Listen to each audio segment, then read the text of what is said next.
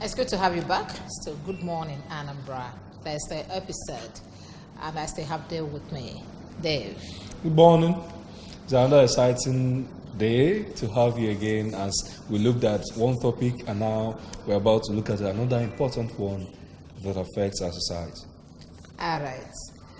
Okay, let's roll in this segment. What do we have? You very much know that as the year is drawing to a close, a whole lot of activities are coming up, the electioneering campaigns and a whole lot of things. This time around, the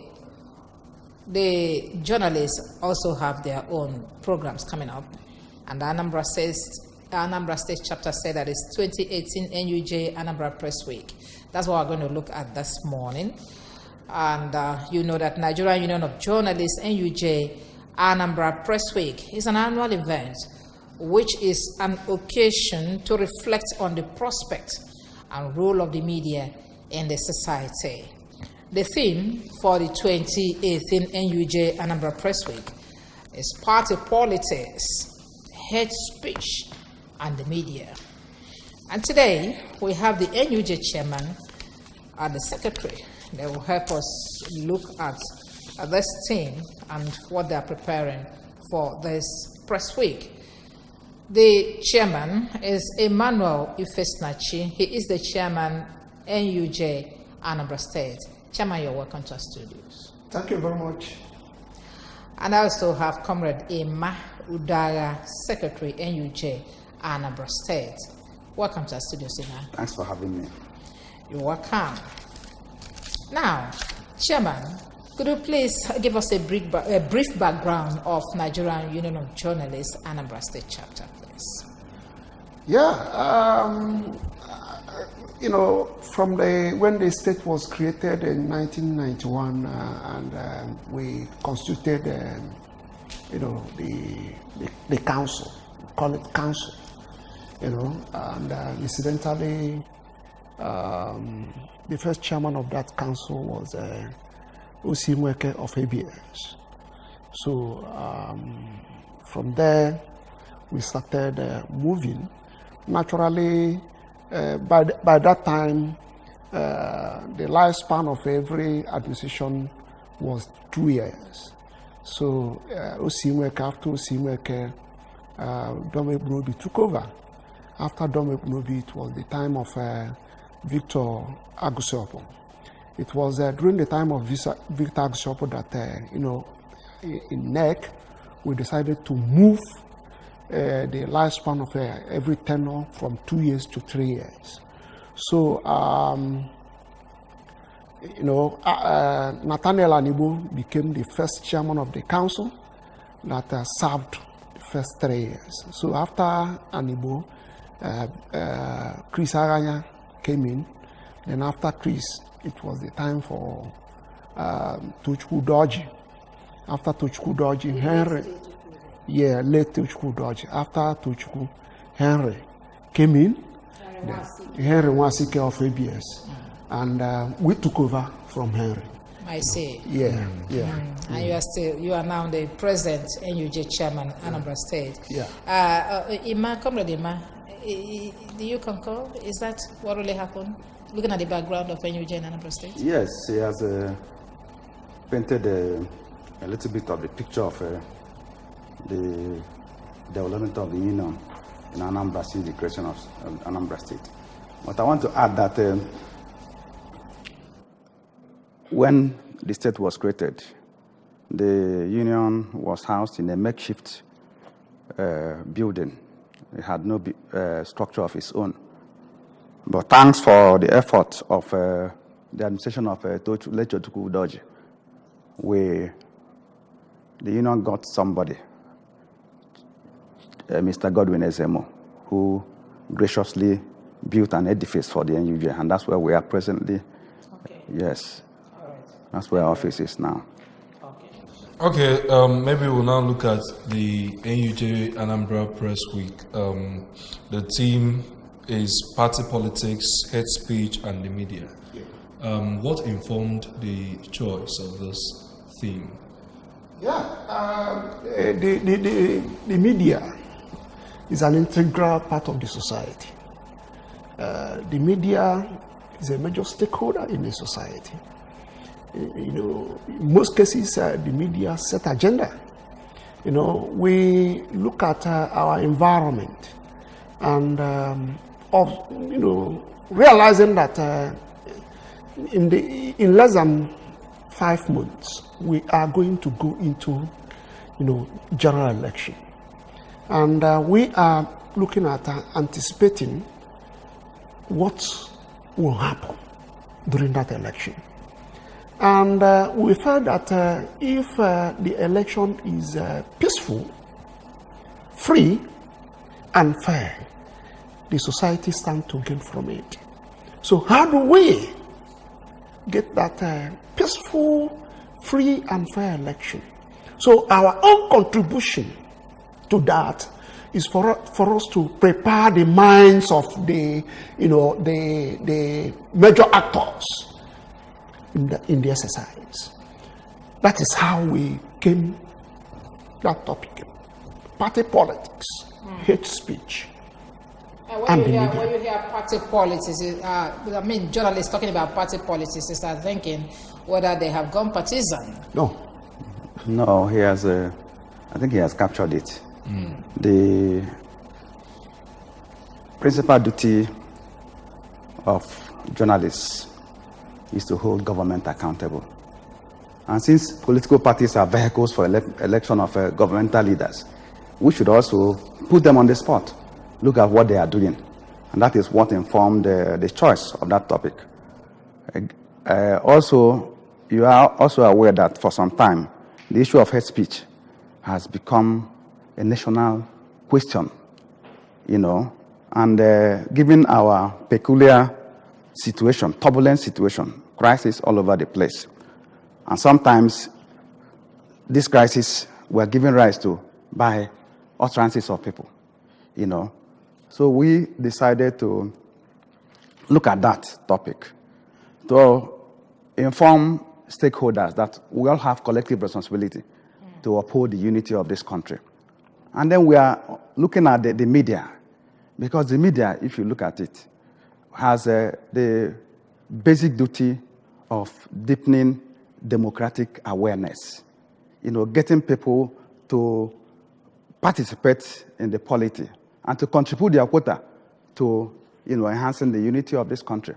Because if we continue the way we are going, we don't pray for that, but there is tendency for disintegration. And that is why we are, considering this topic at this time. Okay. We're still talking about journalists and party policies and the journalists. And I know that some journalists, even well-known journalists, are especially attached to some powerful politicians, running online campaigns for them and all sorts. So, is it part of what we are doing? Yeah, one can be engaged to do that. But what we are saying is that in doing that, we should bring in our managerial ability into it. Because in the course of disseminating information, the extent by which you do it to be efficient and effective depends on your ability to manage information properly, So, just like the secretary said. Let me get it right. You said that a journalist can be engaged by a politician to run campaigns for him. To run campaigns for him. And then, as a journalist, how will you now address how will you draw the issues? line between your candidates and the next person? That is why, considering your ethics Yes. as a journalist, that you're supposed to give an adequate report of every situation. That are balanced without bias. So how won't you be biased when there's a particular candidate you are supporting? That's exactly what I'm trying to say. that is what I'm saying. That in the course of doing that, you bring in management into it. Manage the information you are disseminating in a manner that you are managing somebody's. Managing an individual does not mean that you know, I don't know how to put it. Not even in a your principle might be, you know, what we are trying to discourage, you know, people who will, in the course of doing their work, you know, start character assassination and, you know, bringing in. And you cannot rule that out. Campaigns. Emma, I'm coming to you. Yes. I'm coming to you. Is this not against the ethics of journalism? And if yes, so what are you doing to stop journalists that are running private campaigns for individuals? Well, we have always spoken to our members on the need for them to be ethical in their practices. There should be a dividing line. If you are a journalist, you are not supposed to join the fray. You are not supposed to be part of politicking. You are supposed to report objectively on the happenings in the polity. And talking about that, we have also noted that some of our colleagues, because actually the journalists ought to, in holding the people accountable, also perform their crusading function. And crusading function is about interrogating these political leaders on the issues that they have brought on the table. Because often we see that what we have these days are off-message politicians. They don't have an idea of what they will do when they get to power. They just go about it the normal way. So that by the time they get to power, they are not focused on what to do. Still on that, recent arguments by scholars and players in the political scene have always laid it on the foot of journalists for promoting hate speech or political, let me say, political personality assassination. Now, looking at what you have as your theme for the year, how would you want to address some of those things when you consider that these journalists you just pointed out, who maybe are campaigning for one other person, might not actually be able to detach themselves from this? Is there any way that this particular press week would bring out to the table this challenge? Yes. I earlier on talked about the need for our members to be ethical. Part of what we want to achieve, you know, in the course of this year's exercise, you know, looking at the theme, is for us to again remind our members on the need for them to actually perform their duties responsibly, you know, not to be involved, you know, in the political process as participants. They should be detached themselves. As participants, and I'm coming to you, Chairman. So how do you intend to regulate hate speech during this 2019 electioneering campaign on the side of the journalists? No. We have already started it by, you know, organizing this press week, and the press week will focus on that. We want to bring our colleagues together. Let's discuss it, and let's, you know, let them understand the implication of promoting hate speech.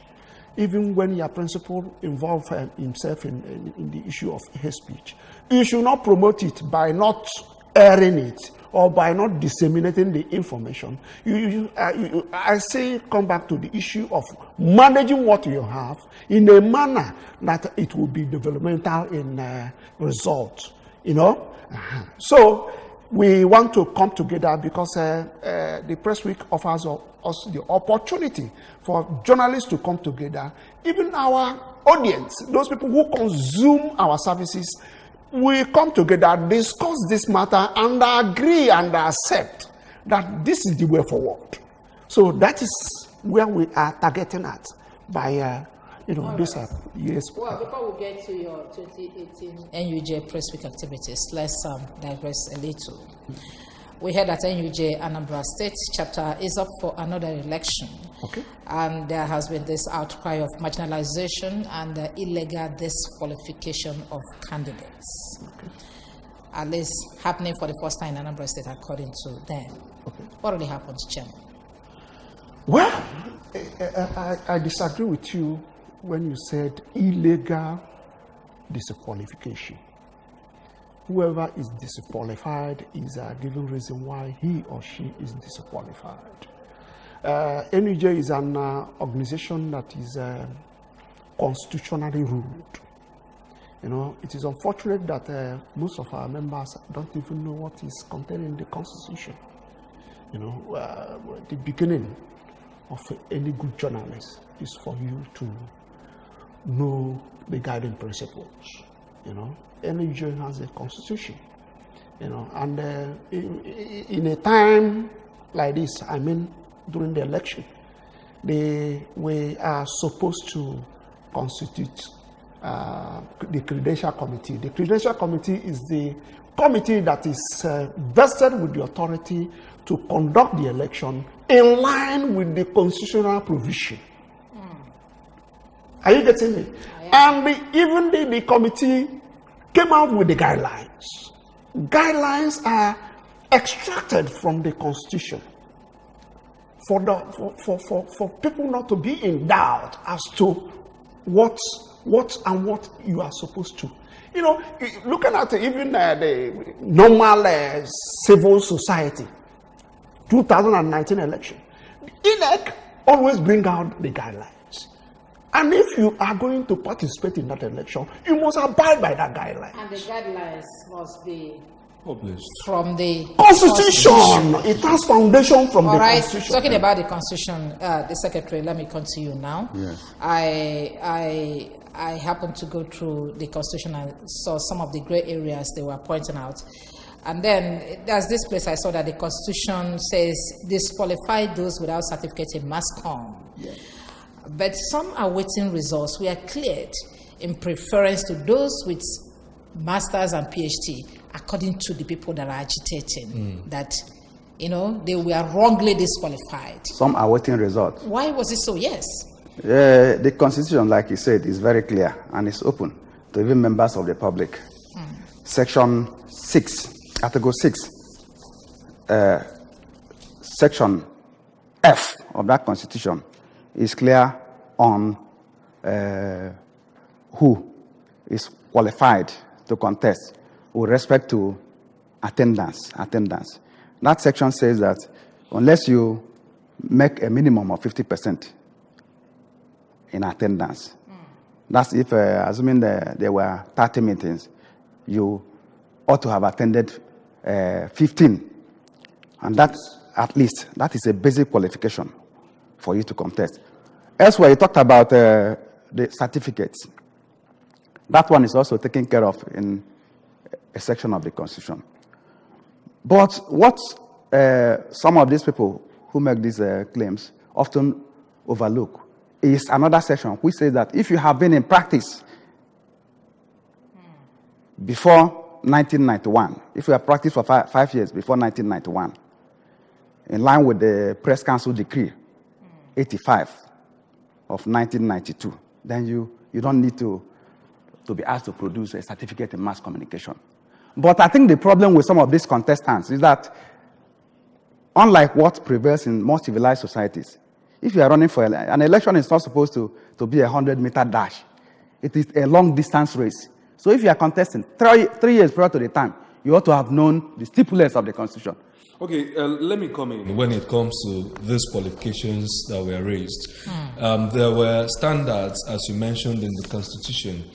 And are those qualifications exclusive of other ones? Let me take, for example, you didn't meet up, you are not cleared for attendance, and you met the other requirements. Does it mean that you'll be cleared based on the ones you met and the ones you didn't?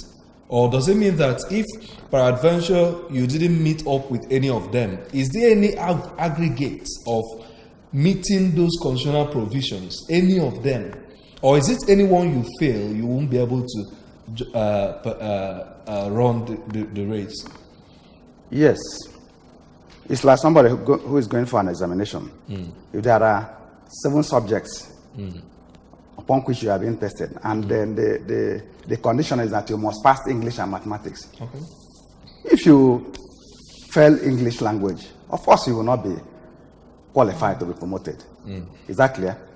So that is That was what really happened. Yes, if there are 7. Then on the second part of the issue you raised about 1992, being in practice for 5 years before 1992, with what we saw in that constitution, is it not that if you were in practice, that rule takes place for people who were in practice before that 1992, but subsequently it's just a kind of leverage for them to go and get a certificate? It is not true.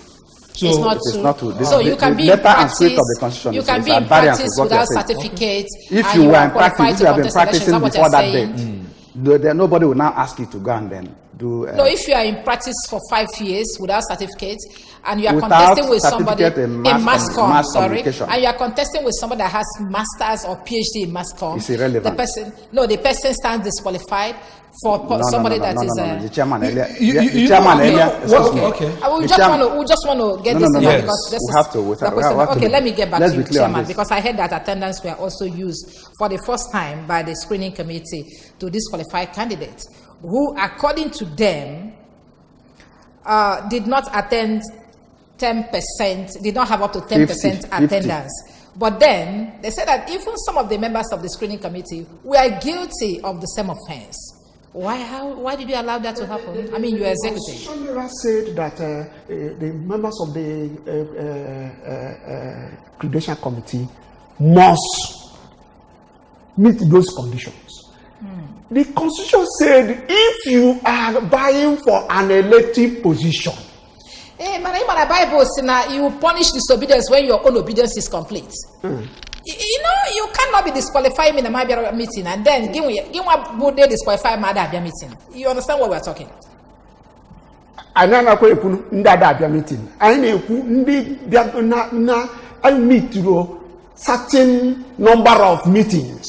Those people as members of the credential committee are active members of the union. They are active members of the union. And mind you, for you to elect members of the credential committee, they will undergo some processes. They will be nominated. Their nomination will pass through the ESCO. Then they will be presented at the Congress. And the Congress is the highest decision-making body of the council. If the Congress looked at them and looked at their participatory life in the union and said, these people are okay, and endorsed them, it stands. So, actually, they are active members of the union. That's the screening committee members. You wanted to say something? Yes, beyond what we have just said. The guideline that was used by the committee in Anambra was the same that was used for the national election, and they said every state should adopt it. Okay. So what the Anambra State committee did was to adopt the national guideline. So what about some people were even disqualified based on all these conditions at the national level? Yes, it happens. But what about the availability of these registers? Can people get access, for people who feel aggrieved? Can they get access to those registers and confirm based on their disqualification to say, look, I met this standard? And there were some arguments also that at some point some attendants were taken with plain sheets, not with the normal register. How do you compare those arguments? We have attendant register. We call it attendant register. It is a register which the council use. We don't... General attendant register or attendant registers of different chapels? Not different chapels. Not different chapels. Attendant register of the Congress. Okay, enough of your campaign, of your elections now. Let's get back to your press week activity. Could you please put us through what is coming up? When press week normally is a week-long activities of the council. So we... And that's a very it's on the screen now. That's the invitation, and in this invitation, some of the activities are spelled out there. But, so it's starting when? Today? It's starting on Sunday. On Sunday. Naturally, we start the press week with a church service, asking God to lead us through the week, and we equally end it with a Thanksgiving. So on 25th of this month, We are starting it with a church service, and that church service will be at St. Faith Proo Cathedral. Cathedral Church of St. Faith. So the church service will start by 9 o'clock. And we expected that all journalists in Anambra State will be there. The information we have is that the governor, all things being equal, will probably be there. We want the politicians to come there because. And have you invited them? We have actually invited them. Apart from the Sunday service, what other? On Monday, being 26, is the opening ceremony. Okay. Where is it happening? The opening ceremony will be at the press center. Okay.